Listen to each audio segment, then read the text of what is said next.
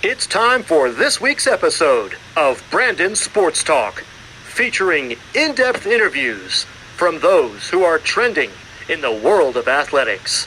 And now, here's the host of Brandon Sports Talk, Brandon Pate.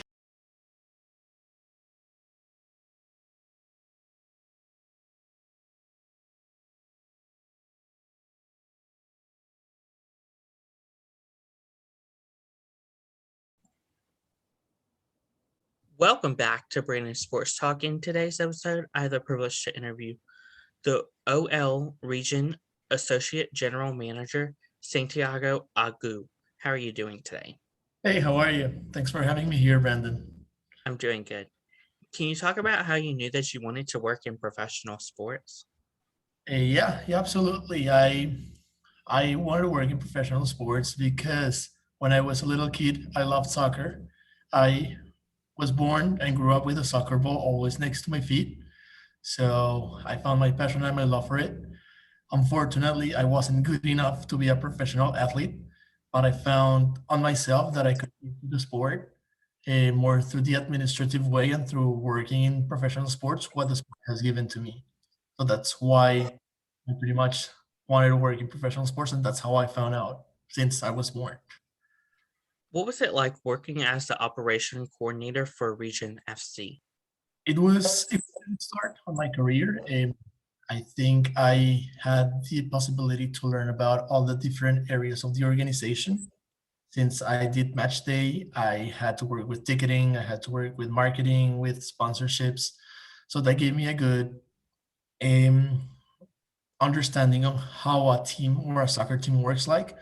And that also helped me understand that in order for you to work in sports, it's not pretty much it's a dream job, but you have to do a lot of stuff that you don't even imagine you will be doing. Put the nets of the goals, started from that to help players go to their marketing or to their sponsorship events. So you have a lot of fancy stuff, but you also have to do a lot of groundwork that helps the organization operate. And that's the cool part of it. You do just do everything. What were some of your roles as the first team op- administration and community relation? My roles were pretty much to travel with the team to make sure that when we travel, the team had a bus to ride from the airport to the hotel, from the hotel to the game, that all our players had their rooms at the hotels and they had their snacks and they had their massage room and their meeting space. I also make sure that we had training when we traveled. So it was pretty much all the logistics and all the operational stuff when we traveled and when we were at home that all the experience of the players was smooth and they had everything they needed and they just had to focus on playing and enjoying the sport. What was it like whenever you got promoted to become the associate general manager? That is a really good story because at the end of 2000, at the beginning of 2019, of 2020, sorry, my visa expired in the US, so I had to leave back to my home country, which is Colombia, and I was the first team administrator at that time. I went back, and my relationship with the Rain was over because of my visa. So at the end of that year in December, the owner called me because the last associate GM, who was my boss, had moved on to another role and position. He offered me the job. That was awesome. In COVID times, just getting this job, coming back to the US, and I started that job. We found out a way to work out my visa because that was the biggest problem we had, that there weren't enough visa opportunities for me to come back as a team admin. So we found out as a GM, and that worked out. And I'm now the associate GM, and it's been wonderful. It's been one of the best things that has happened to my life, especially with this team and these athletes who are unbelievable. What was some of the things that you have accomplished so far as the associate general manager? I think one of the biggest things we have focused with the players is focusing on showing how our team doesn't only is not only the best in the field. We want to show how our team is also the best of the field, how our players really want to make a better world. So how our players want to be better with other communities, how our players want to support other people that don't necessarily have access to the sport, or how our players want to make a better world and uh, be more sustainable with the environment socially, and stuff like that. And that, I think, when you have that and when your players are showcasing the best players they can be, they can perform in the field. Because at the end of the day, we have to be champions, or we have to be at the top of the table because of the pressure we have. But if you let your players be free and be who they want to be, they will perform and they will be happy. And that's pretty much my job, to make all the players happy. Of course, what are some of your roles and responsibility as the associate general manager?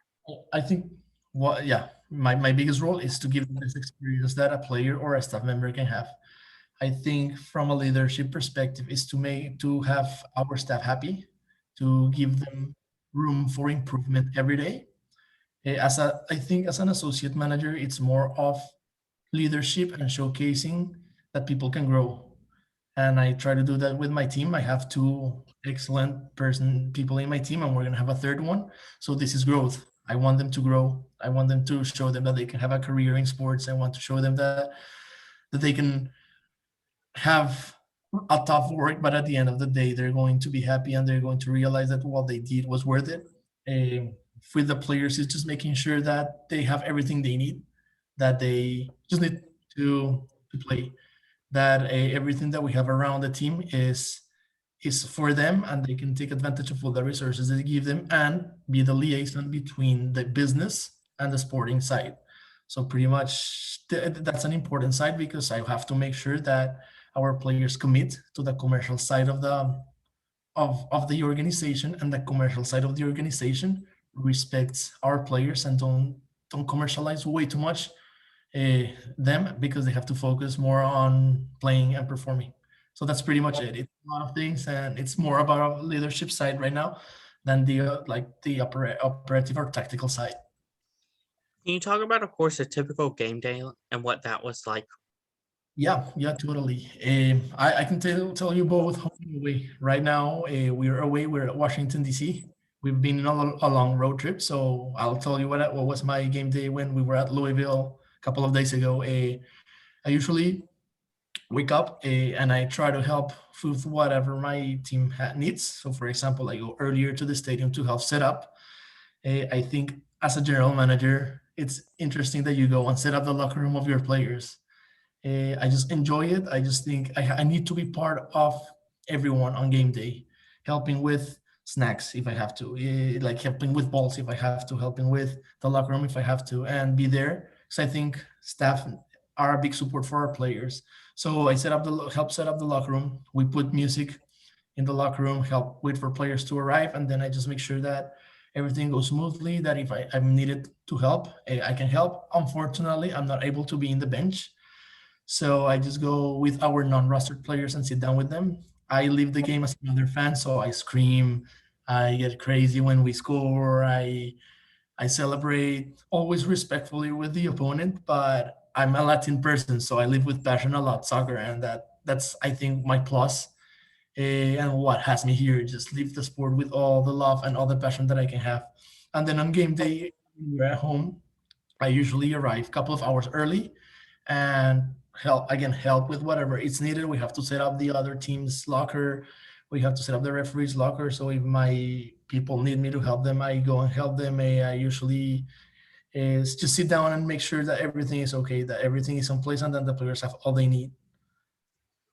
What are some of the home traditions that you have helped implement? There's a really cool tradition that it's been here before I was here, but we kind of stopped doing it, which is when we play against the Portland Thorns, which is our biggest rival.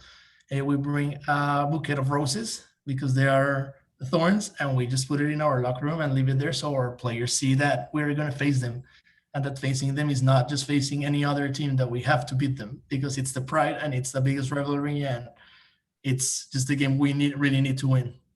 There's other stuff like we put music. We usually put music in Spanish. We put reggaeton, because again I'm Latin and people really enjoy Latin music.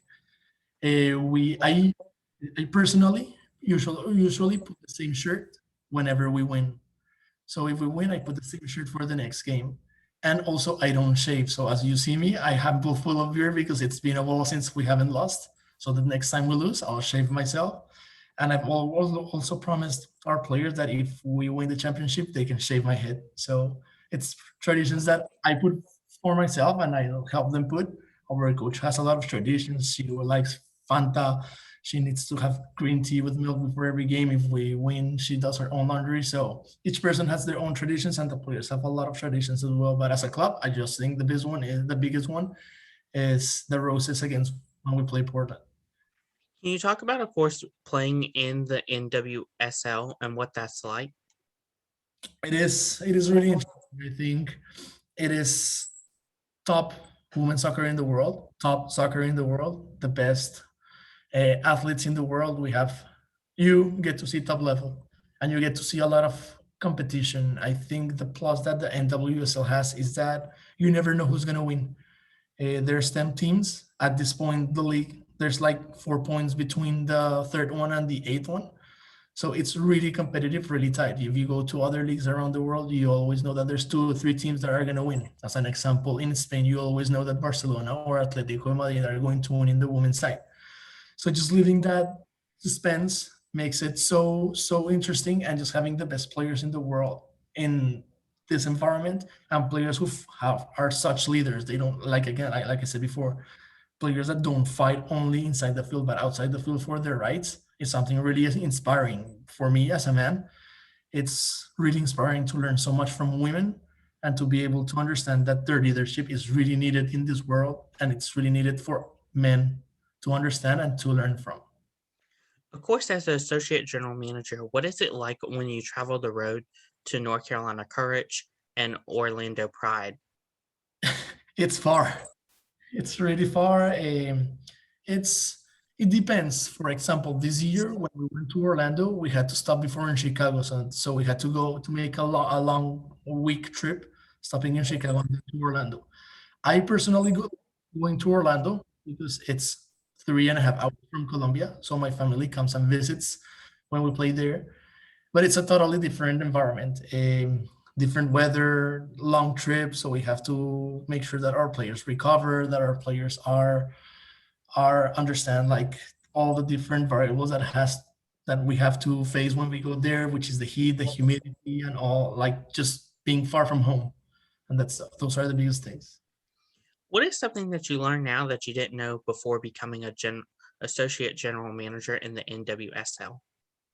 I think the biggest thing I've learned is there's so many things I've learned, but I think the biggest thing that I've learned just from being an associate general manager is work-life balance. I think there's sometimes when I started, I just worked 24/7. I try to help the team anytime, but I've been learning that you need to put like a limit to that, because if you're always working, then you don't enjoy work and your life. So I've tried to make it more balanced. I've tried to enjoy more what I do, which I really enjoy. When I came back from Colombia and I was in Tacoma back again, I couldn't even believe it. I couldn't even believe that I was back in the team that I like, in the team that opened the doors for me in the professional women's soccer industry and in the world's sports industry. So just keeping that balance and enjoying moments outside my work, which is tough because soccer is my passion, has been the biggest thing I've learned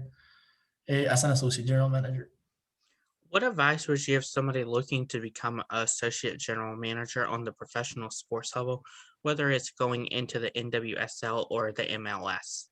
I think the biggest thing you have to know is that if you're a fan, you need to divide your fan side from your professional side. You might be a big fan and think that you love the sport, but when you work in it, you don't realize how much hours it takes to run a club, or how many hours it takes, and how much sacrifice you need to put on to be able to grow in an organization, because it's a lot. It's a lot, and you need to understand it. You need to be capable of doing that. You need to be patient, and you need to, from my own experience, say yes to everything that you're capable of doing, and say no, and be able to say no when you can't. So when I started in the rain as the stretcher crew member, and I moved all these positions through because I was always willing to help the club, because I was a professional with the athletes. I never wanted to be their friend. I always want to be there for them, but I don't want them to feel that I am getting into their personal space. I always put a barrier between me and the athletes.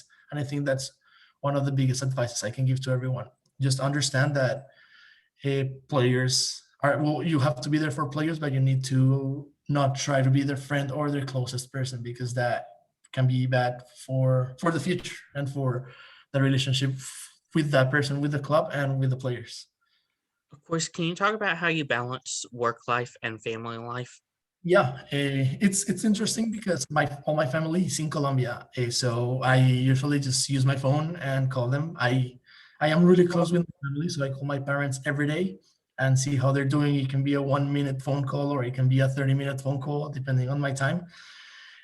I try, but the biggest thing is I try to balance my work life, balancing the work life of the people that help me. So if I see that the people in my, and I try to help them balance it. If I see that they're balancing their work life, I feel like I can balance my work life, because we're doing everything together. Because I see my my department or the organization as a team. I don't want that one person balances their work life and the other don't. So we balance it going out early and having a beer. I just give them some treats when we're doing good. We go eat pizza. We sleep in our days off. For example, last time in Orlando, we took the whole team to Disney, and that's some parts that when you're in a long trip you have to do, like just have them have fun and enjoy the life and enjoy everything outside of soccer. That's so amazing. Where can my listeners find you at on social media along with the OL Region FC at? Yes, you can find the rain in Instagram or Twitter as at OL Rain. You can find me in Instagram as at Santiago Gallo V. And I usually pretty much use Instagram. I don't use Twitter that much. So those would be the places you can find this. And if you go into my profile in Instagram, you'll find the OL Rain um, uh, Instagram page. Thank you again, Santiago, for your interview, and best of luck in your future with OL Reign as the Associate General Manager. Thank you very much. And I appreciate your time, and I appreciate all the questions you did, and hope everyone enjoys this stuff. Thank you. You can find Brandon Sports Talk on Facebook at Brandon Sports Talk, Instagram at Brandon Sports Talk, Twitter at Talk_Brandon, and you can find me on YouTube at Brandon Sports Talk. Don't forget to like, comment, and subscribe. Thank you again, Santiago, for your interview, and best of luck in your future. Thank you very much. You've been watching Brandon Sports Talk. Please feel free to like, share, and subscribe to Brandon Sports Talk on social media and on YouTube.